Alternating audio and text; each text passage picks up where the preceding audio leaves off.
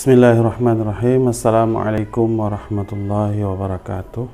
Waalaikumsalam warahmatullahi wabarakatuh. Innalhamdulillah nahmaduhu wa nasta'inuhu wa nastaghfiruhu wa na'udzu billahi min syururi anfusina wa min sayyiati a'malina may yahdihillahu fala mudilla lahu wa may yudlilhu fala hadiya lahu. Asyhadu an la ilaha illallah wahdahu la syarika lahu wa asyhadu anna Muhammadan abduhu wa rasuluh.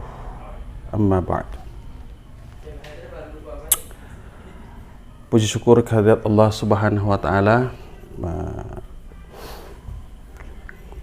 Pada malam hari ini kita dipertemukan kembali dalam kajian fikih secara online.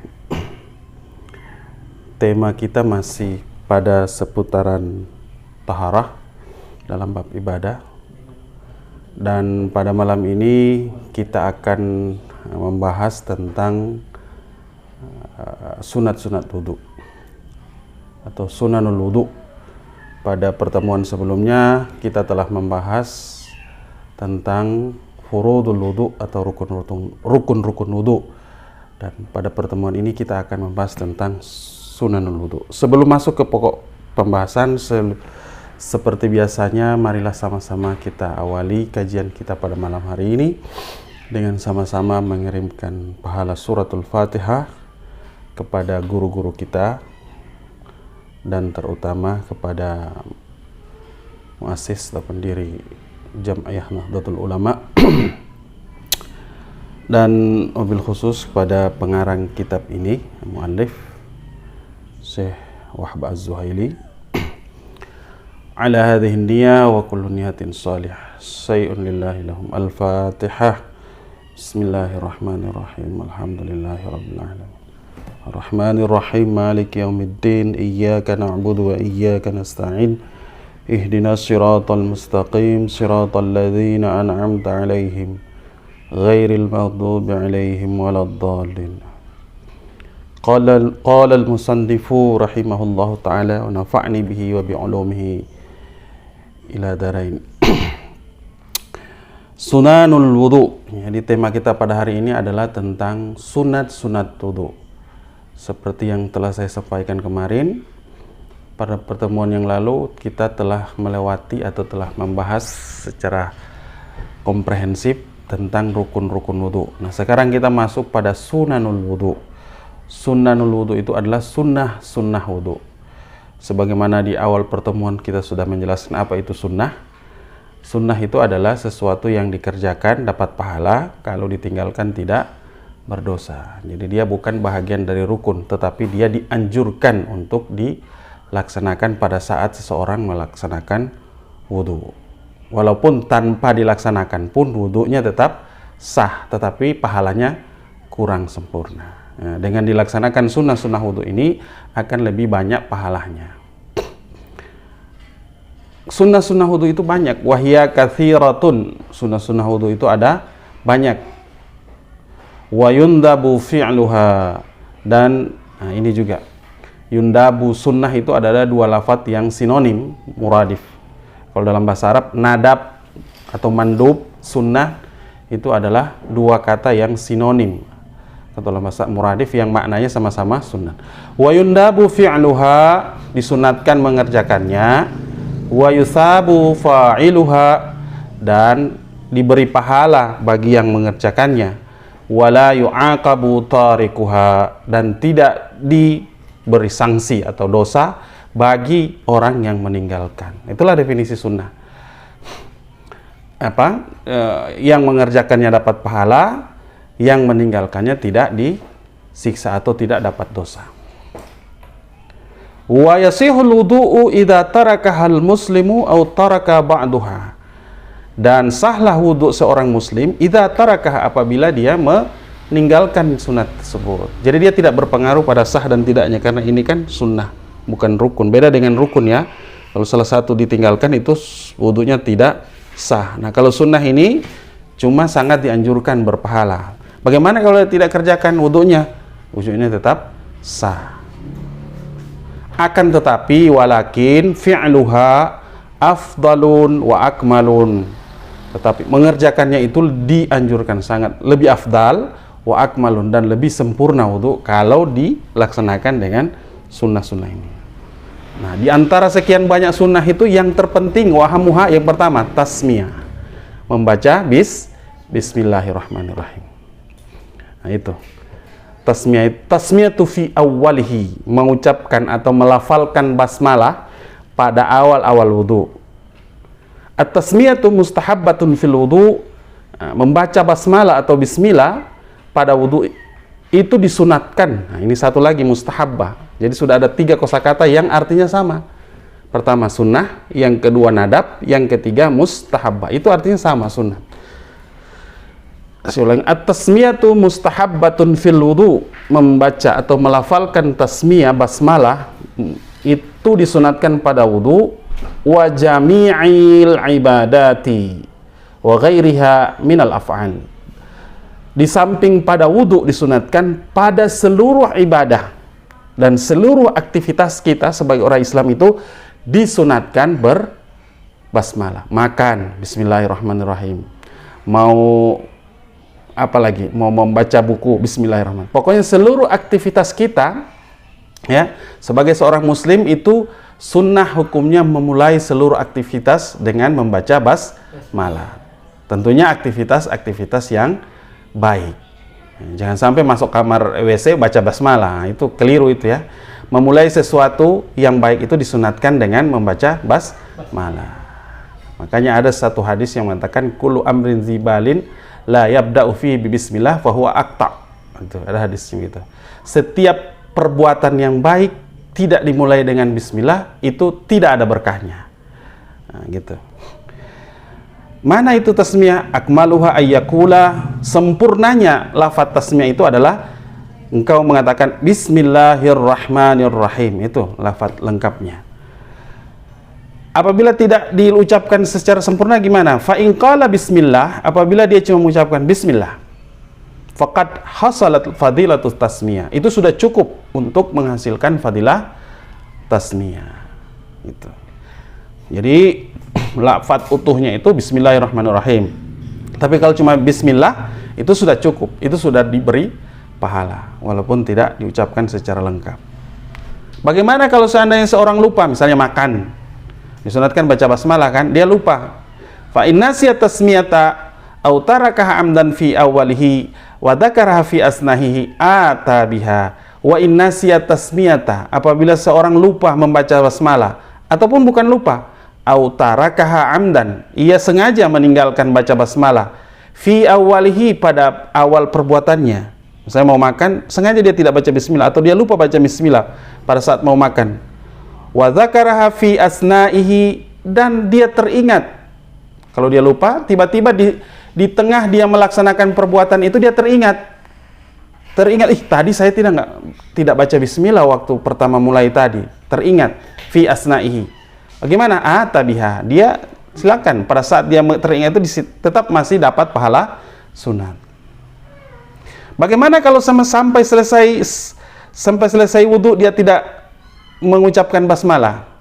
Nah, bagaimana? Walau lam yusammi hatta faraga minal wudu'i lam yusammi lifawati mahaliha.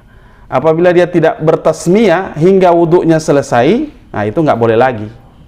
Yang boleh itu kalau dia teringat di tengah-tengah perbuatan itu. Kalau sudah selesai perbuatannya baru teringat, nggak boleh lagi, nggak ada lagi pahala basmalah. Jadi itu ya, disunatkan baca basmalah pada setiap awal aktivitas yang baik. Kalau tidak di awalnya, boleh di tengah-tengahnya. Kalau sudah selesai, tidak lagi dianjurkan.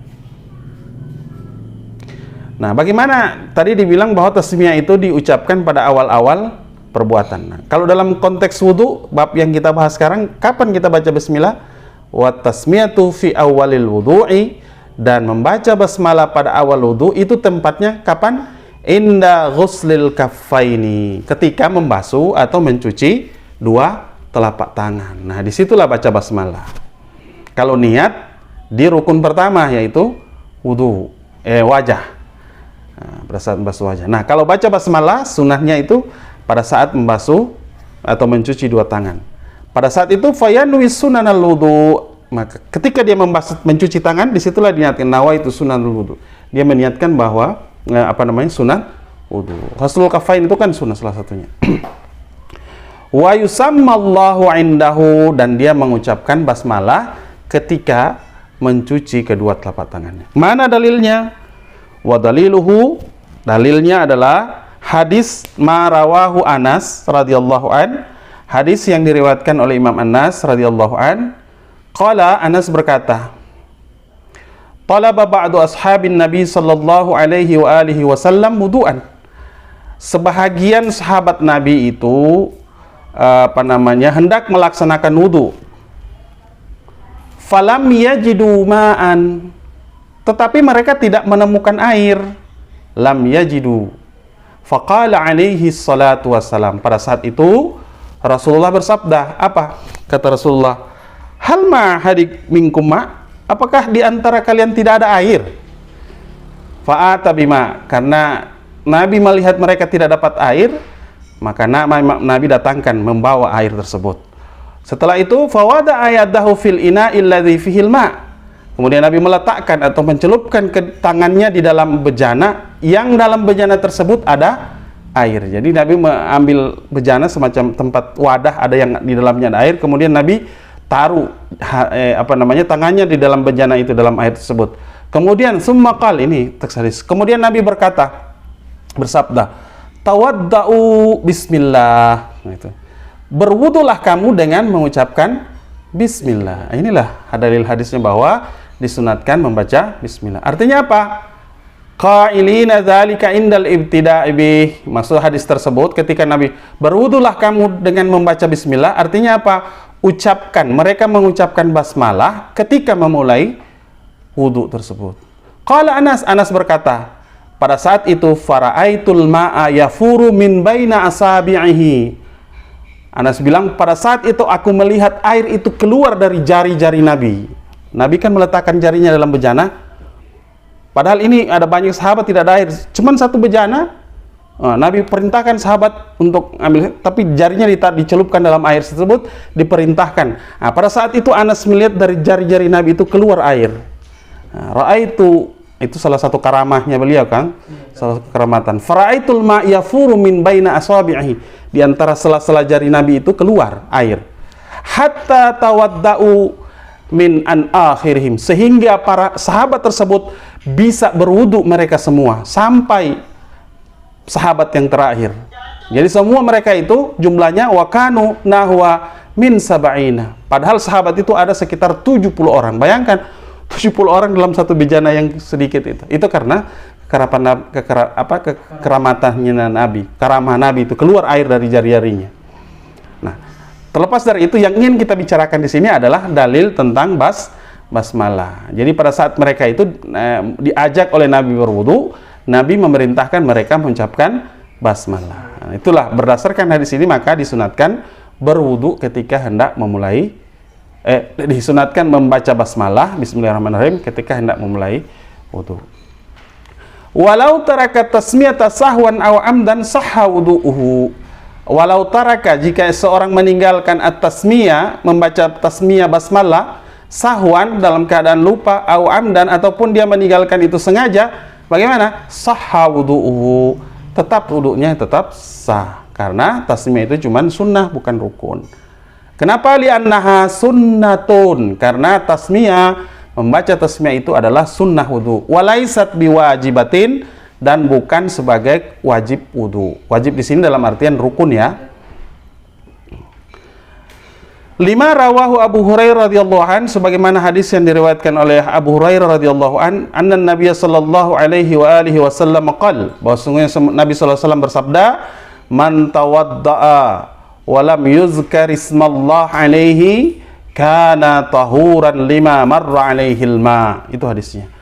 Barang siapa yang berwudu, man tawaddaa wa lam yuzkar ismallah, dan dia tidak sempat mengucapkan basmalah, nama Allah, alaihi, ya, pada saat dia berwudu, kana tahuran lima marra alaihi, Nah, maka dia tetap suci. Nah, tetap suci tahuran 5 marra alaihi ma. Apa yang suci? Semua anggota badan yang dilalui oleh air wudhu itu suci, walaupun tanpa diucapkan, dibarengi dengan basmalah, begitu. Artinya suci itu apa? Mutahhiran minaz dzunubis shaghair, bahwa suci itu artinya bersih dia dari dosa-dosa kecil. Nah, dengan berwudu itu dosa-dosa kecilnya dihapus oleh Allah Subhanahu wa taala. Itu salah satu hikmahnya berwudu. Sunnah yang kedua, ghaslul kaffaini atau ghuslul kaffaini. Membasuh, mencuci dua telapak tangan. Yusannu ghuslul kaffaini salasan qabla idkhalihimal ina'a. Qabla idkhalihimal ina. Disunatkan, yusannu disunatan al-ghuslul kaffain, mencuci dua telapak tangan salasan 3 kali. Kapan itu? Qabla idkhalihimal ina, sebelum dia memasukkan tangan itu ke dalam bejana. Ketika dia mau ambil wudu itu, kalau ceritanya dia berwudu dalam wadah, di ember atau dalam kendi atau dalam apa, yang bukan di keran lah istilahnya, bukan air mengalir. Nah, itu kan pasti harus butuh dengan tangan ini dijadikan apa namanya, apa ini, gayung lah istilahnya, kan, dijadikan gayung. Tapi kalau ada gayung ya gayung, ya pasti kan tangannya akan masuk ke dalam air. Nah, sebelum dia masukkan tangan itu dalam bejana yang ada air, itu disunatkan dicuci dulu di luar. Dicuci, jangan-jangan ada najis kan. Wa in tayakkana tuhrahuma, walaupun dia yakin tangannya itu suci, tetap disunatkan mencuci dua telapak tangan di luar. Ataupun tawadda'a, ataupun itu ceritanya kalau dia berwudu di wadah, ataupun tawadda'a min ibrik au sanbur, ataupun misalnya dia berwudu dari keran juga tetap disunatkan. Di awal itu tetap disunatkan mencuci tangannya. Wa illam yatayaqqan tuhrahuma fayukrahu ghamsuhuma fil ina qabla ghuslihima salasan. Nah, tadi ceritanya dia yakin bahwa tangannya ini suci. Nah, itu hukumnya sunnah mencuci 3 kali sebelum dia masukkan dalam bejana. Bagaimana kalau dia ragu, tangannya ini apakah tangan saya ini bernajis atau bagaimana? Nah, pada saat itu bukan sunnah lagi cucinya, bahkan dianjurkan, wajib hukumnya kalau dia ragu. Nah, pada saat itu yukrahu ghamsuhuma fil ina, dimakruhkan menyelupkan kedua tangannya dalam bejana sebelum dia cuci 3 kali. Nah, gitu. Kalau dia ragu apakah tangannya saya ini suci atau tidak, itu makruh hukumnya dia mencelupkan tangannya di bejana. Begitu.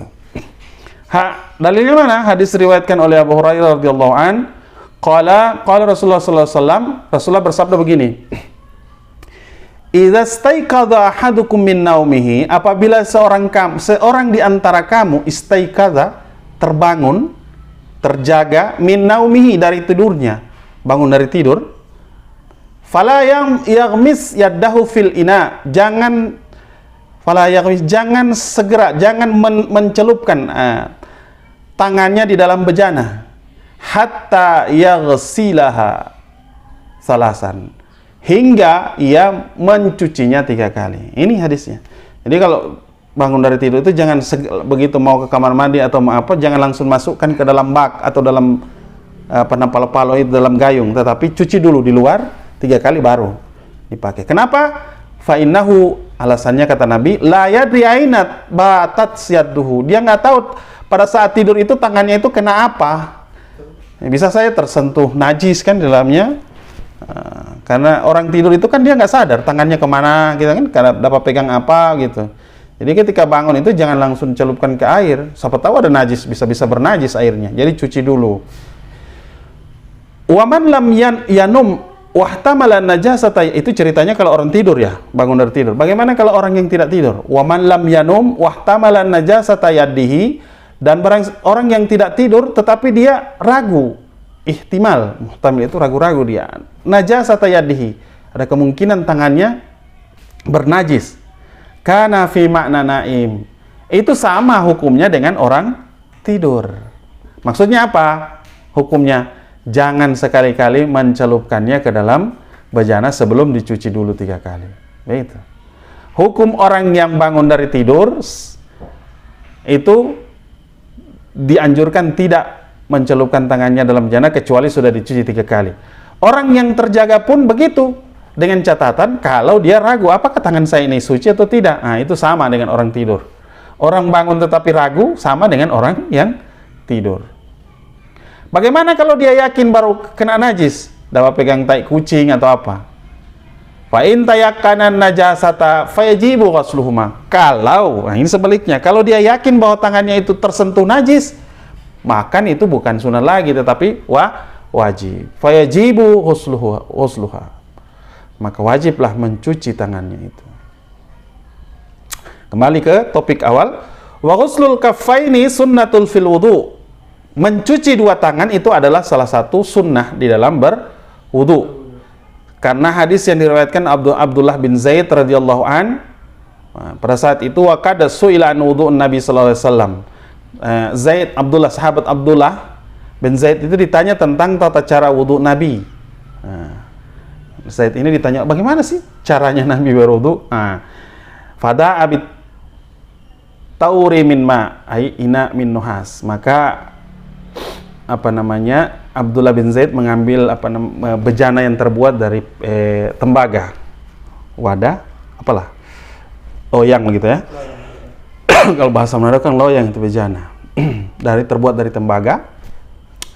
Fatawadda'a lahum, maka dia mempraktekkan tata cara wudu bagi mereka sahabat.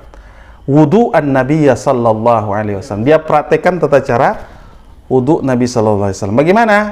Fa'akfa'a ala yadaihi minat taur. Dia tuangkan air ke atas 2 tangannya. Setelah itu fayaghsilu yadaihi salasan, dicuci dulu 2 tangannya 3 kali. Setelah 3 kali cuci, summa adkhala yaddahu fil ina. Kemudian baru dia masukkan tangannya di bejana seperti yang tadi.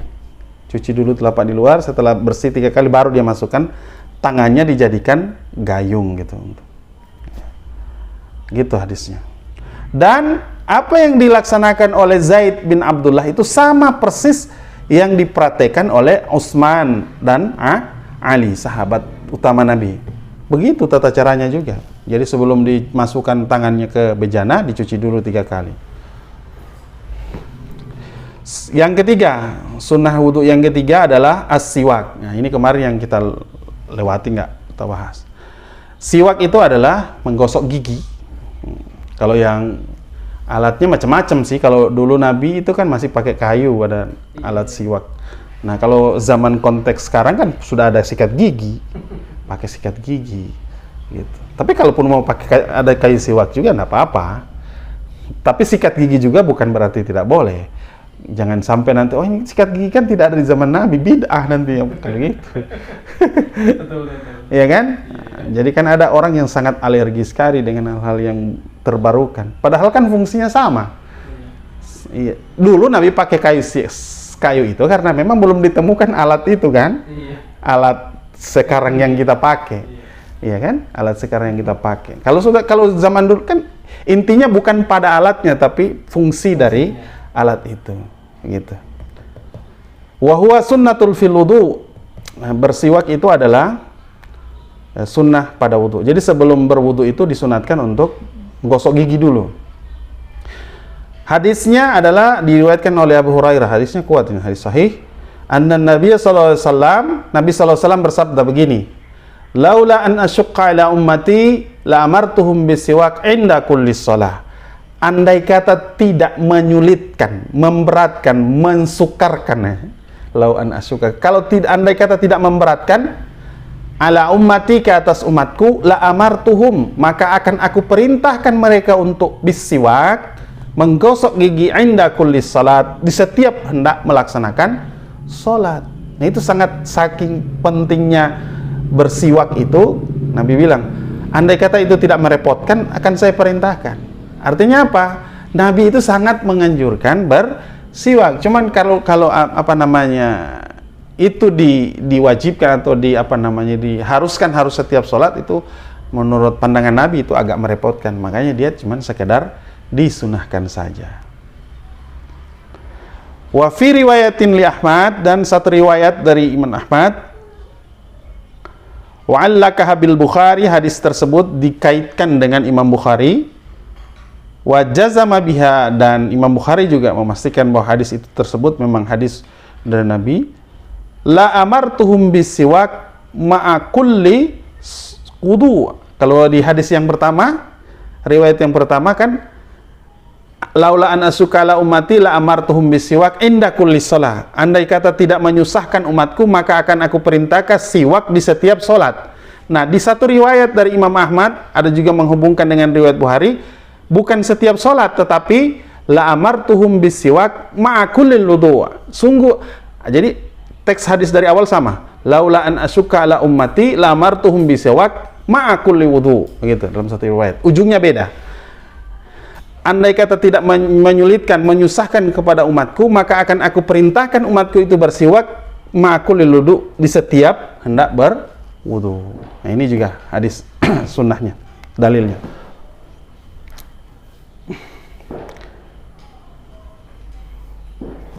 Kemudian yang keempat dan kelima, sunnah wudu yang keempat yang kelima adalah al-madmadatu wal istinsyak. Madmadah itu ayaj'al al-ma' fi faihi wa yadiruhu fihi thumma yumajjahu.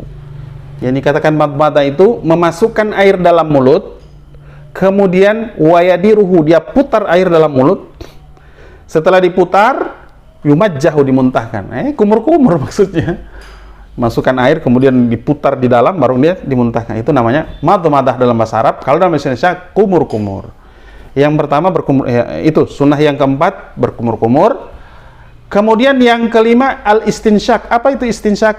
Ayaj'al al-ma'a fi anfihi wa yamadduhu bi nafsihi ila khiyashimihi wa hiya aqsal anf.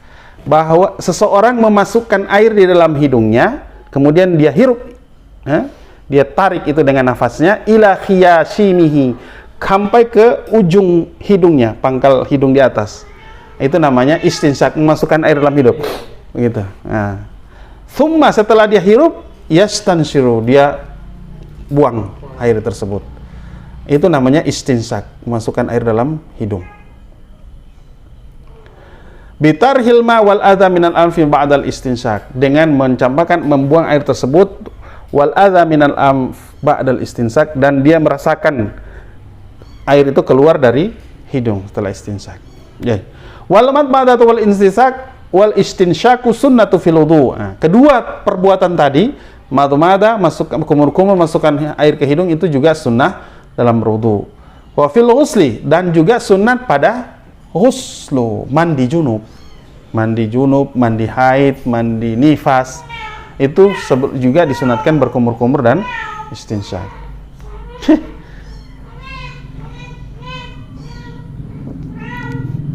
Lima, rawahu Ibnu Umar, sebagaimana hadis yang diriwayatkan oleh Umar bin Abbasah, anna Nabi sallallahu alaihi wasallam, bahwasanya Nabi sallallahu alaihi wasallam bersabda, ma minkum min ahadin yuqarribu wudu'a thumma yatamadmadu thumma yastanshiku yastansiru illa kharrat ay saqatat wa zahabat wa yura jarat khataya fihi wa khiyashimihi malma.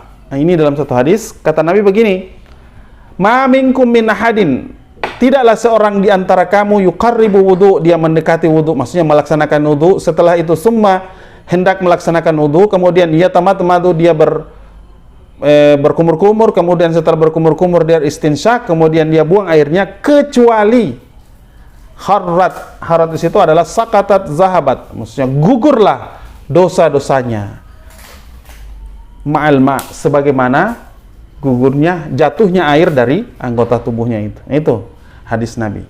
Nah, salah satu pahala kita berwudu itu adalah menghapus dosa-dosa kecil. Wa yustahabu ayuballigha fihima, disunatkan agar di yuballigh ini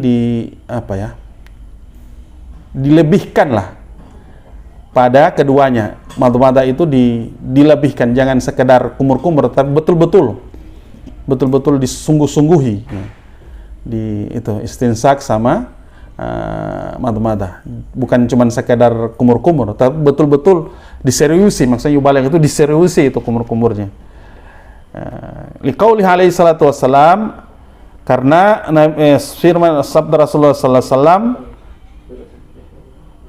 asbaghil wudu, sempurnakanlah wudu, wa khallil asabi, dan sela-selalah jari tanganmu, wa baligh fil istinsak, dan bersungguh-sungguhlah, bermubalaghah, membuat dia sangat berlebihan pada istinsak, memasukkan air, illa antakuna saiman, kecuali orangnya dalam keadaan berpuasa. Kalau berpuasa jangan sungguh-sungguh, nanti bisa batal puasanya. Ya kan, dia hirup itu bisa batal puasa kalau dia. Jadi yang disunatkan mubalaghah ini melebih-lebihkan dalam istinsak bagi orang yang tidak berpuasa. Wa tahsilu sunnat, wa tahsilu sunnatu bil fasli bainihima. Sunnah madmadah dan istinsak itu boleh dipisah. Kumur-kumur dulu 3 kali, kemudian istinsak 3 kali. Itu sudah hasil sunnah. Bagaimana caranya? Bi ayat madmadah salasan, dia berkumur-kumur 3 kali dulu, selesaikan madmadahnya, summa yastansyiku, kemudian dia istinsak 3 kali. Dipisah maksudnya. Itu sudah dapat pahala sunat. Tetapi wal jam'u bainahuma afdalun. Menggabungkan antara madmadah dengan istinsak itu lebih afdal ketimbang dipisahkan. Bagaimana caranya? Bi ayat madmadah wa yastansyaqa min ghurfatin wahidatin wa yastanshiru, bahwa dia berkumur-kumur dan beristinsak dari satu genggaman air, kemudian dia buang. Jadi ada 2 cara madmadah dan istinsak. Kumur-kumur dulu 3 kali, buang, baru istinsak, masukkan air dalam hidung 3 kali. Nah, itu sudah dapat pahala sunat. Tapi lebih afdal 1 kali. Jadi begitu air dia masukkan langsung, dia masuk ke mulut dan langsung dihirup sekalian. Ngerti ya? Digabung 1 kali. 1 celupan air itu dimasukkan ke mulut sekaligus dihirup ke hidung, kemudian baru dia kumur-kumur sekalipun dibuang. Begitu. Itu diulangi 3 kali. Itu lebih afdal ketimbang dipisah.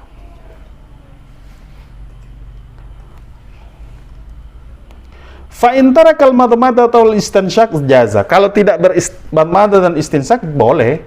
Ya itu seperti yang di awal tadi, karena ini kan sunnah, bukan rukun ya. Di qaulih Arabi itu juga ada dalilnya kenapa boleh. Karena sabdanya Rasulullah kepada seorang Arab, Badui, Arabi, tawadda'a kama amarakallah. Apa kata Nabi? Berwudulah kamu sebagaimana yang diperintahkan Allah. Ya dalam Al-Quran kan yang ada cuma faghsilu wujuhakum wa aydiyakum ilal marafiq wamsahu bi ru'usikum wa arjulakum ilal ka'bain. Kata Nabi kepada seorang Arab, berwudulah kamu sebagaimana yang diperintahkan Allah. Yang diperintahkan Allah cuman apa? Muka, tangan, kepala, kaki. Gitu kan? Cuman itu yang makanya madmadah itu tidak termasuk. Ya kan, di surah yang kita baca kemarin tentang rukun wudu. Ya alladzina amanu idza qumtum ila shalah faghsilu wujuhakum, wajah, wa aydiyakum, tangan, ilal marafiq, wamsahu bi ru'usikum, kepala, kan? Wa arjulakum ilal ka'bain, sampai mata kaki. Ya itu tandanya bahwa dengan Nabi memerintahkan kepada orang Arab, itu tandanya bahwa madmadah dan istinsak bukanlah rukun wudu, sesuatu yang mesti dilakukan. Kalau tidak dilakukan tidak sah wudu, tidak seperti itu. Walaisa fi ma amara ta'ala fil Qur'an al-madmadah wal istinsak. Itu yang disebut tadi. Dalam Al-Qur'an tidak diperintahkan untuk madmadah dan istinsak. Alasan yang kedua itu alasan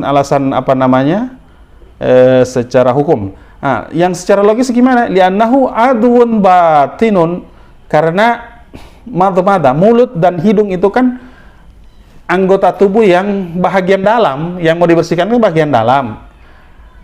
Adun batinun duna hailun mu'tadun, tidak ada penghalang itu. Mulut kan tidak tertutup, kan langsung airnya kan. Fala yajibu ghusluhu, maka tidak wajib untuk membasuhnya atau mencucinya.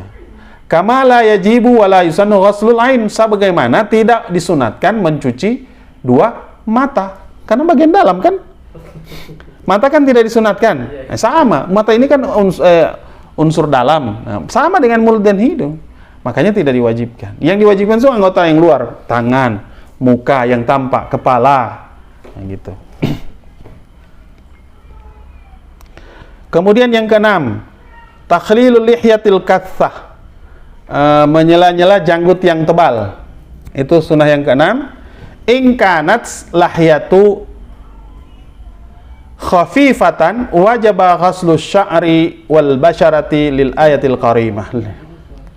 Nah, yang disunatkan itu adalah janggut yang tebal. Kalau janggut tebal itu disunatkan menyela-nyelanya. Bagaimana kalau janggut yang tipis seperti ini, janggut kita ini? Itu bukan sunat, wajib hukumnya untuk wajib ghaslu sya'ri, mencuci rambutnya, janggut sampai ke kulitnya. Kalau panjang, dibasuh aja. Tidak harus sampai ke kulitnya. Kita bahas kemarin. Wa in kanatil katsifatu katsatan tastatirul basar wajaba ifadatul ma'al sya'ar. Dan andai kata janggutnya lebat tetapi masih kelihatan dari celah-celah janggut itu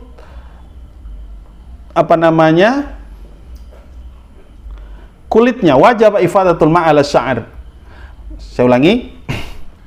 Wa in kanat kasifatu kasatan tastatiru al-basyarata wajib ifadatul ma'al sya'ar. Apabila jenggotnya tebal menutupi kulit yang di bawah janggut itu, wajib ifadatul ma'al sya'ar. Yang diwajibkan itu cuman mencuci air itu sampai ke janggutnya saja, tidak harus sampai ke kulitnya. Cukup sekedar dibasuh janggutnya saja, tidak harus sampai ke kulitnya. Li'annal muwajahata taqa'u bihi, karena itulah yang tampak ketika berhadapan. Cuman itu, kulitnya nggak kelihatan. Jadi itu saja, yang tampak itu saja yang dibasuh. Yang tidak tampak tidak perlu. Tetapi walaupun demikian, walakin yustahabu ayyukhallila lahyataihi. Walaupun tidak wajib, disunatkan bahwa dia di sela-sela janggutnya itu dibuka, kemudian dimasukkan air. Bagaimana caranya? Bi ayyadkhula asabi'ahu min asfaliha. Bahwa dia masukkan jari-jarinya itu dari bawahnya janggut. Begini caranya. Menyela itu bukan begini, tapi dari bawah janggut. Dimasukkan jari-jarinya. Itu praktek itu di dalam satu hadis yang diriwayatkan oleh Umar bin Yasar radhiyallahu anna Nabi sallallahu alaihi wa alihi wasallam kana yukhallilu lihyatayhi. Bahwa Nabi sallallahu alaihi wasallam menyela-nyela janggutnya, wa bayyin kafiyati dzalika Anas, dan cara menyela-nyela itu dipraktekkan, dijelaskan oleh Anas radhiyallahu begini. Anna Nabi sallallahu alaihi wasallam kana, kata Anas begini, Nabi sallallahu alaihi wasallam kana idza tawadda'a, apabila hendak berwudu beliau mengambil akhadha kafa'an min ma, dia mengambil air satu genggaman, satu kafa'ah, fa'adakhalahu tahta hanakah, kemudian dia masukkan air tersebut di bawah janggutnya tersebut, fakhallil bihi lihiyataihi, maka dia selah-selah dengan air tersebut dua janggutnya. Ya, seperti yang dipraktekkan tadi. Airnya diambil, kemudian ditaruh di bawah begini, di bawah janggutnya, kemudian dibasuh janggutnya dengan air. Waqala, Anas berkata, hakada amarani rabbi. Waqala, dan Rasulullah bersabda, hakada amarani rabbi azza wa jalla. Beginilah yang Tuhanku memerintahkan aku untuk melaksanakannya. Itu yang keenam. Yang ketujuh sekarang, mashu jami'i ra's, membasuh seluruh kepala. Nah, itu. Kalau yang kemarin fardu wudunya apa? Membasuh sebagian kepala. Nah, sekarang yang sunnahnya adalah membasuh seluruh kepala. Nah, kalau wajibnya itu sebagian, satu helai rambut saja itu sudah cukup. Nah, satu helai saja rambut itu sudah cukup, yang penting dibasuh di bagian kepala, itu fardu wudu. Nah, kalau sunnah wudu bagaimana? Itu yang kamu tanyakan dulu itu. Mashu jami'a ra'si, membasuh seluruh kepalanya. Itu sunnah. Bagaimana? Ar-ra'su mastamala hilmana batu sya'ril mu'taddah. Sebagaimana yang kita bahas kemarin, bahwa yang dikatakan ra'sun itu tempat yang ditumbuhi oleh rambut pada adatnya. Yang ini, yang tampak rambut ini udah kepala, yang ada rambutnya itu sudah kepala. Termasuk ininya, yang di sini ini batas. Iya, gitu, kepala. Wal fardu ayam sahamin humayakau alaihi ismul mas wa in qalla. Yang jadi rukun itu bahwa seorang membasuh bahagian dari kepala wa in qalla, walaupun sedikit nih. Seperti yang dicontohkan kemarin kan, biar cuma sehelai rambut sudah terbasuh, itu sudah cukup, sudah sah wudunya. Nah, sekarang sunahnya bagaimana? Yustahabu ayam sah jami'a ra'si, disunatkan dia membasuh seluruh kepalanya. Fa ya'khuzal ma'a bikaffaihi, caranya bagaimana? Ambil air dengan dua telapak tangannya, tsumma yursiluhu, kemudian dia percikan air tersebut begini, ambil, dibuang air. Setelah itu, tsumma yulsiku tarfa sababatihi bitarfa sababatihil ukhra. Kemudian dia sambungkan, lengketkan ujung-ujung jari telunjuknya dengan ujung jari telunjuk lainnya. Tsumma yadda'uhuma, kemudian diletakkan keduanya jari telunjuk tersebut ala maqdami ra'si, di kepala bagian depan. Kemudian setelah itu yazhabu bihima, dia lalukan kedua jari telunjuk tadi ila kafahi, hingga ke tengkuknya. Kemudian dari tengkuk dia balik lagi, yarudduhuma ila makanil ladzi bada'a bihi, kembali ke tempat semula dia berasal. Jadi begini caranya, ambil air, percikan, baru dia tempel ini jari ini, kasih ketemu jari dua jari ini, gini, baru dia tarik sampai ke tengkuk ke belakang, baru balik lagi ke situ. Caranya begitu, harus ketemu jari ini, ketemu jari telunjuk, ambil air, kasih basah dulu kan, dibuang airnya, baru ini jari telunjukinya di sini, tentunya ditahan di sini, kalau nggak bisa jalan, atau bisa juga begini, tarik ke belakang, baru balik sampai tengkuk, batas terakhir, tarik lagi ke belakang, ke muka. Cara membasuh seluruh kepala, jangan disiram ya. Karena ini bukan huslu, tapi mashu, disapu, menyapu. Jadi caranya yalsiku tarfa sababatihi bitarfi sababatil ukhra, diketemukan, disambungkan, ditempelkan ujung jari telunjuk kanan ke jari telunjuk kiri, kemudian diletakkan di depan kepala begini, kemudian dilalukan ke belakang sampai ke tengkuknya, kemudian kembali lagi ke tempat semula, ya, seperti itu. Itu yang diriwayatkan rawa Abdullah bin Zaid radhiyallahu an fi wasfil wudu Rasulillah sallallahu alaihi. Gitulah sifat wudu yang dikerjakan oleh Rasulullah dalam hadis yang diriwayatkan oleh Abdullah bin Zaid.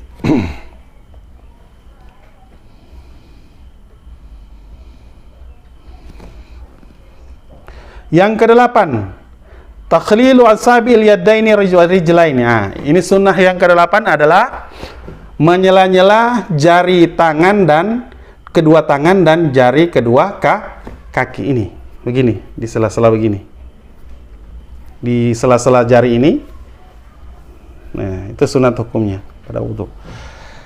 Wa takhlilu bil ma'i fi asabil yadaini bitashbiki bainahuma. Dan cara menyela-nyela air pada asabi, di antara jari-jari tangan, bitashbik bihima bainihima, dengan cara tasbik itu begini, kasih baku silang sehingga membentuk seperti tagar, ya, tasbik model pagar gitu, dimasukkan cara-cara setiap jari dimasukkan ke sela-selanya, kemudian di di sela-sela begitu. Itu kalau di jari tangan. Caranya bikin seperti pagar begini, nyela-nyela jari begini. Wa fi asabi'ir rijlain. Nah, kalau di menyela-nyela kaki bagaimana? Yabda'u bi khinsiril rijli yumna, dimulai dengan jari kelingking kanan. Wa yakhtimu bi khinsiril rijlil yusra, dan diakhiri pada jari kelingking kiri. Caranya bagaimana? Wa dzalika bi idkhali khinsir yadihil yusra ila rijlil yumna. Jadi kan dimulai dari kaki kanan, jari kelingking kanan. Caranya dimulai dari kelingking kanan. Kalau kaki kanan itu yang diselah adalah kelingking kiri. Ibaratnya ini kaki kanan toh. Ini jadi yang dipakai adalah mulai dari kelingking kanan sampai kelingking ini ibaratnya kaki toh. Mulai dari kelingking kanan akhirnya kelingking kiri. Nah, kalau di kaki itu ini kaki kanan dimulai dengan jari kelingking kiri. Di sini. Dimulai dari sini sampai ke kelingking kiri. Wazalik min asfalir rijli, dan demikian itu dimulai dari bawah kaki, jangan dari atas ya. Jadi cara menyelanya dari bawah, kelingking kiri terus sampai ke kelingking kanan. Dari kelingking kanan sampai ke kelingking kiri.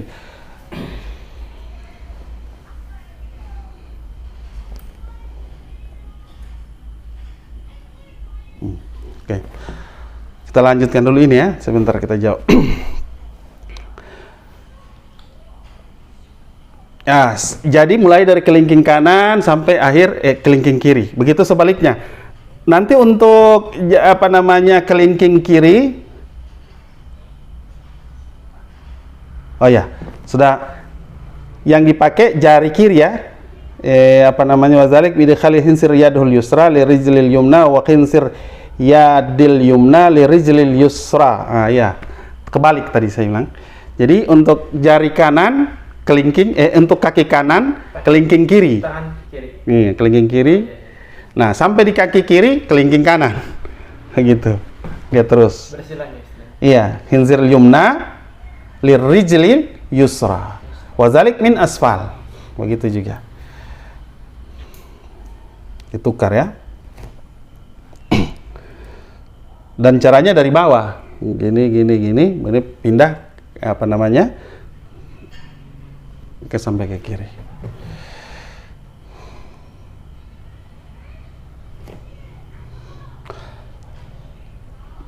Wa in kanat asabil multafatan la yasilu ilahil ma illa bitakhlil fayajibu isalul ma ilaiha bitakhlili aw ghairihi. Bagaimana kalau jari-jarinya itu lengket? Ini kan sunnah menyela-nyela. Kalau jari-jarinya lengket, ada yang tidak bisa disela, ya bukan sunnah lagi tetapi wajib hukumnya, karena kalau tidak, ini kan bahagian ini kan wajib kan air, wajib hukumnya diselah itu, supaya masuk air ke situ. Ini pertanyaan apa ini? Orang yang kebetulan botak saat berwudu, bagaimana cara membasuh kepala? Padahal botak. Oh gitu.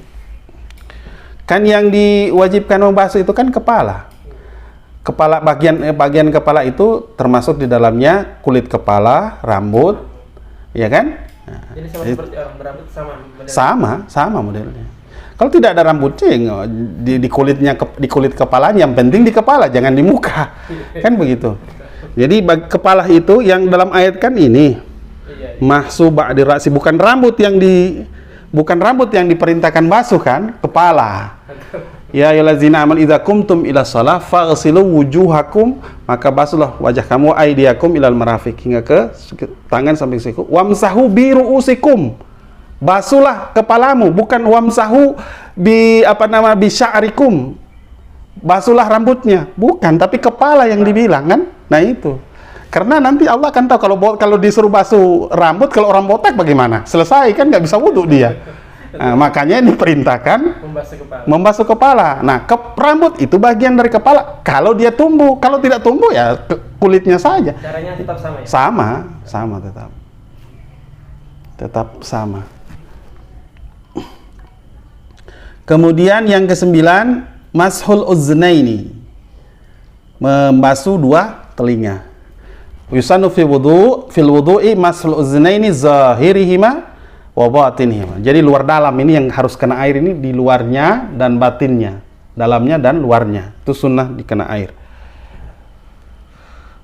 Hadisnya anna Nabi sallallahu alaihi wasallam masha bi ra'sihi wa uznaihi zahirihima wa batinihima. Itu yang dilakukan Nabi.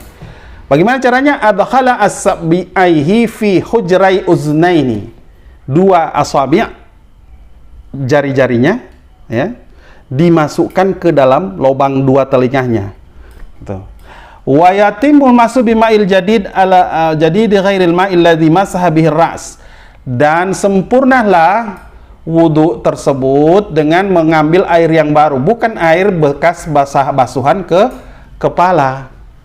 Jadi harus dengan air baru. Ada kan orang begini, dia basuh kepala sekaligus dengan telinga. Pernah lihat itu?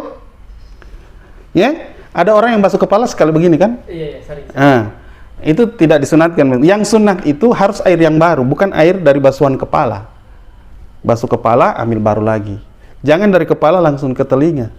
Itu tidak sunnah itu. Tapi ada yang sering apa? Kepala ke telinga kan? Tapi habis itu telinga itu juga sendiri tuh bisa. Maksudnya? Bagaimana caranya? Kepala ke telinga kan? Setelah itu selesai, baru telinganya itu sendiri. Itu gimana? Oh, itu sih nggak apa-apa. Berarti dia sendiri. Yang tadi itu masih dihitung basuhan kepala. Kalau dia tajdid kan, yang intinya itu kan harus air yang baru di telinga, jangan air yang dari kepala. Tidak dapat pahala sunnahnya itu. Tapi kalau dari kepala, kemudian dia ulang lagi, berarti yang tadi itu tidak dihitung basuh telinga, yang dihitung iya. Harus basuh kepala, kemudian telinganya sendiri. Air yang baru. Karena antara kepala dan telinga itu dua anggota yang berbeda. Jadi nggak boleh. Li'annahu adun tamayyaza 'anir ra'si fil ismi wal khalqa. Kenapa harus air yang baru? Karena telinga itu adalah anggota tubuh yang berbeda dari kepala. Baik dari sisi nama walaupun dalam segi bentuk beda. Telinga kecil, kepala besar. Iya kan? Makanya dia harus terpisah.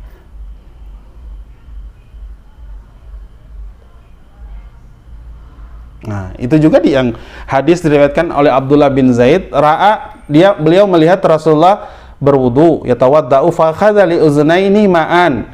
Kemudian Nabi Muhammad mengambil di air untuk dua telinganya, khilafal ma'al ladzi akhadahu li ra'sihi, bukan air yang dari basuhan kepalanya. Jadi begitu, Nabi kepala dulu 3 kali, ambil baru air telinga. Wa yakunul masul uznai ba'da mashi ra'si. Dan adalah membasuh 2 telinga itu harus setelah membasuh 2 kepala. Bagaimana kaifiatnya caranya? Wa kaifiatul mashi ay ya'khudhal ma'a biyadaihi wa yadkhula bihataihi fi samakhai udhnainihi wa yadiruhuma 'alal ma'atifi wa yamurru ibhamihi ala zuhuril uznaini summa yalsiku ba'da dzalika fa'il mablulataini bi uznaini talaban lil isti'ab. Begitu caranya. Jadi pertama begini, ya khuzal ma biyadaihi dengan 2 tangan, ya. Wa yadkhula dan masukkan 2 telunjuk mas bahataihi fi simakhai dalam 2 lubang telinga, ini masuk ke sini. Atau wa yaduruhuma 'alal mu'atif, dia putar ini kan begini. Wa yamuru ibhamaini ala zuhuri uznai, dan 2 ujung jempol di luar telinganya, di kulitnya. Itu begini, ini dimasukkan dalam, ini di luar. Itu thumma yalsiku ba'da zalik, setelah itu ditempelkan setelah ba'da zalik kafaihil mablulataini, 2 yang basah itu, 2 tangannya yang basah itu bi uznaihi, pada 2 telinganya, gini, udah diputar sampai itu. Jadi 2 telunjuk dalam, di luarnya jari jempol, kemudian diputar dia. Ini di dalam ini ke atas ke bawah, ke atas ke bawah. Yadurhum 'alal mu'atif. Kayak gitu. Taslisul yang ke-10, meniga-kalikan mencuci dan membasuh. Jadi cuci muka 3 kali, cuci tangan 3 kali, cuci kaki 3 kali. Begitu juga membasuh kepala 3 kali. Nah, dan pokoknya yang ada basuhan dan ghuslu itu 3 kali disunatkan. Intinya yang mau dibilang, baik pada rukun, fardu wudu maupun pada sunnah wudu itu disunatkan. Anggota-anggota yang sunnah di wudu dan anggota-anggota yang wajib itu disunatkan 3 kali dicuci maupun dibasuh. Itu karena mengikuti perbuatan atau tata cara wudu Rasulullah SAW sebagaimana yang dipraktekkan oleh Umar, Utsman dan sahabat Abdullah bin Umar. Gitu. La yajibu taslis, tetapi tidak wajib. Ya. Lianna Nabi sallallahu alaihi wasallam tawadda'a marratan wa marrataini wa marratain. Karena Nabi pernah berwudu satu kali, tidak satu kali. Ada juga Nabi berwudu dua kali. Ada juga Nabi wudu tiga kali. Nah, jadi intinya itu sunnah, bukan wajib. Tetapi lebih afdal di 3 kalikan. Wa tukrahu ziyadatu ala salas. Tetapi kalau lebih dari 3 itu makruh hukumnya. Nah, disunatkan 3 kali, diwajibkan 1 kali, lebih dari 3 kali hukumnya makruh. Begitu juga kata naksu anha. Begitu juga kalau kurang dari 3 kali, illa li'uzrin, kecuali uzur. Disunatkan 3 kali, lebih 4 kali makruh. Kurang dari 3 kali juga makruh, kecuali uzur. Maksudnya airnya sedikit, ya kan? Kalau pakai 3 kali nanti nggak kecukupan. Nah.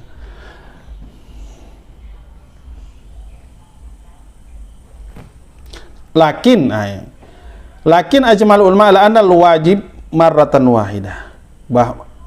Annal wajib marratun wahidah. Itu yang diperhatikan Nabi 3 kali disunatkan. Tetapi ijma ulama mengatakan 1 kali itu hukumnya wajib. Wa idza sakka fi amalil wudu akhadha bil yakin fil furudu wujuban wa fil masnuni nadaban li'anna al asla admu mazada kama law syakka fi adadir raka'at. Apabila seorang ragu fi amalil wudu, pada perbuatan wudu, akhadha bil yakin fil wudu wujuban. Nah, dia harus mengambil pendapat yang membuat dia yakin pada furudul wudu, pada rukun-rukun wudu, dan sunat pada sunat wudu. Itu.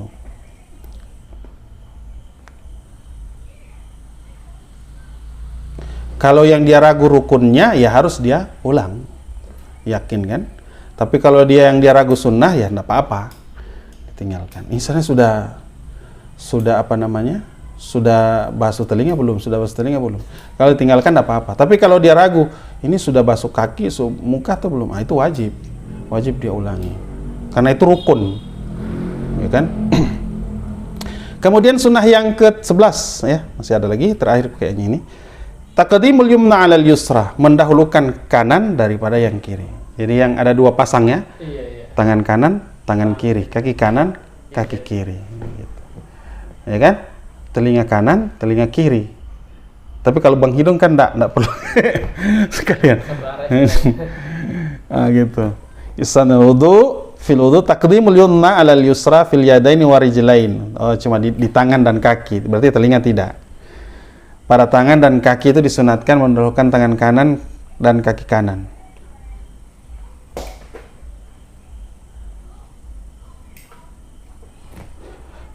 Wa dalilu istihbabu taqdimil yumna, dalilnya adalah hadis riwayatkan oleh Abu Hurairah radhiyallahu an, anna Rasulullah sallallahu alaihi wasallam qaal, bahwasanya Nabi sallallahu alaihi wasallam bersabda, idza tawadda'tum fabda'u bi yaminikum. Apabila kamu berwudu, maka mulailah dengan sebelah kanan. Itu hadisnya. Wa huwa ma fa'alahu Rasulullah sallallahu alaihi wasallam, dan itulah yang dikerjakan oleh Rasulullah sallallahu alaihi wasallam. Fa idza bada'a bil yusra ajza'ahu. Bagaimana kalau dimulai dengan kaki kiri? Tidak apa-apa, boleh, tetapi itu menyalahi sunnah.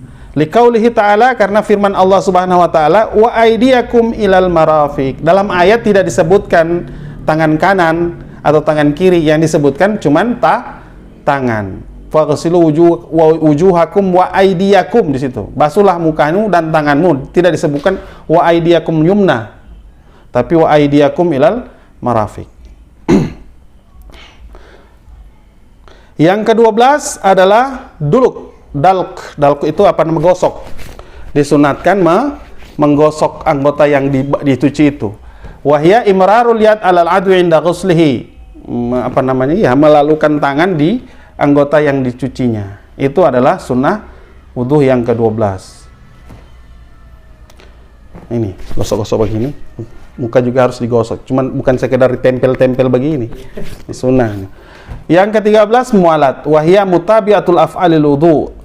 Mualat itu apa namanya? Antara satu anggota wudu dengan anggota yang lain itu tidak terlalu panjang jarak berpisahnya. Itu namanya mualat. Misalnya begini. Anggota wudu pertama kan tangan, antara membasuh tangan dengan kaki itu tidak terlalu jauh jaraknya. Jadi setelah membasuh muka langsung basuh tangan, itu sunnah hukumnya, beriringan. Tetapi kalau misalnya dia basuh muka dulu, kemudian dia pergi ke warung beli rokok atau apa, nanti setelah dia habis berokok baru dia lanjutkan tangan. Bagaimana? Sah, sah, tetapi tidak dapat sunnah mualat. Sah, karena mualat itu rukunnya adalah sunnah. Begitu. Jadi berbaringan itu segera itu sunnah, sunat wudu, mualat namanya. Andai kata dia tinggalkan itu, misalnya lagi baru sampai di muka, tiba-tiba ada orang panggil dia atau DP mama suruh beli apa di warung, dia pergi. Setelah itu diserahkan baru dilanjut wudu. Bagaimana? Tetap sah. Yang penting dia belum bersentuhan dengan orang. Karena mualat itu adalah sunnah. 13.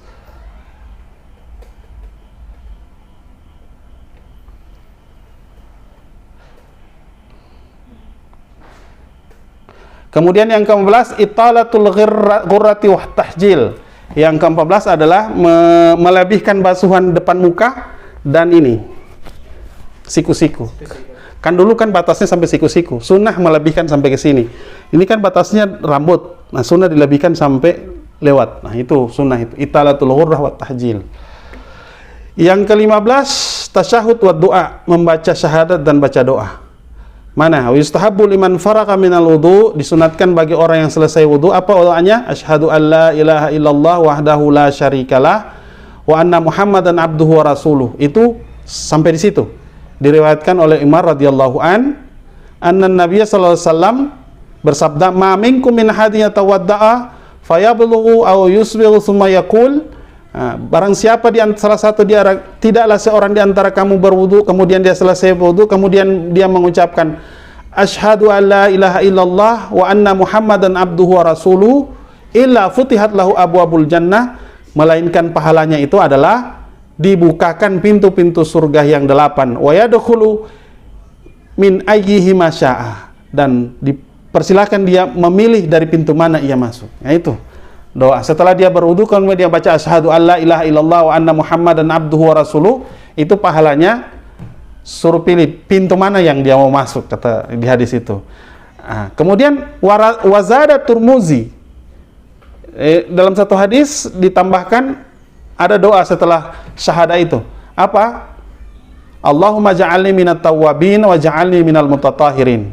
Itu ditambahkan oleh Imam Turmuzi dalam satu riwayat. Wazadan Nasai, Imam Nasai menambahkan lagi, subhanakallahumma wa bihamdik asyhadu an la ilaha illa anta astaghfiruka wa atubu ilaik. Jadi doa yang kita baca itu gabungan dari 3 hadis itu. Hadis Ibnu Umar, hadis Umar, hadis Turmuzi dan hadis Nasai. Hadis Umar cuma syahadah, asyhadu an la ilaha illallah wa anna Muhammadan abduhu wa rasuluh, sampai situ. Ditambah oleh hadis Imam Turmuzi, Allahumma ja'alni minat tawwabin wa ja'alni minal mutatahirin. Ditambah oleh Nasai, subhanakallahumma wa bihamdik wa asyhadu an la ilaha illa anta astaghfiruka wa atubu ilaik. Itu. Yang ke-16, sunat-sunat yang lain adalah menghadap kiblat. Itu yang terakhir. Jadi sekitar malam ini cukup sampai di situ ya. Wallahu a'lam bishawab.